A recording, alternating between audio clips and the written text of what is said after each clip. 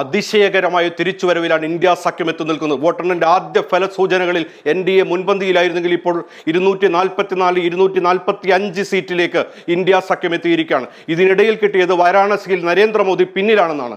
രണ്ടിടത്തും രാഹുൽ ഗാന്ധി മുൻപിലാണ്. വയനാട്ടിലും റായ്ബറേലിയിലും കിട്ടുന്ന വിവരങ്ങൾ രണ്ടിടത്തും രാഹുൽ ഗാന്ധി മുന്നിലാണ്. എക്സിറ്റ് പോൾ ഫലങ്ങൾ എന്തായാലും ജൂൺ 4-ന് ഇന്ത്യ സഖ്യത്തിന് അധികാരത്തിലേക്കുള്ള വാതിൽ തുറക്കുമെന്ന് നേരത്തെ പ്രവചിച്ചവർ ഏറെയായിരുന്നു.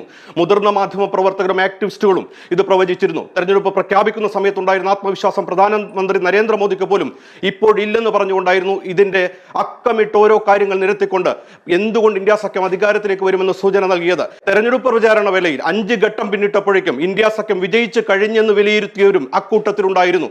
വാശിയേറിയ തെരഞ്ഞെടുപ്പാണ് ഇവിടെ നടന്നതിന്റെ തെളിവുകളാണ് തെരഞ്ഞെടുപ്പ് ഫലം സൂചിപ്പിക്കുന്നത്. നേർക്കുനേർ മത്സരമാണ് ഇന്ത്യ രാജ്യത്ത് മുഴുവൻ നടന്നതെന്നതിന്റെ തെളിവാണ് തെരഞ്ഞെടുപ്പ് ഫലം സൂചിപ്പിക്കുന്നത്.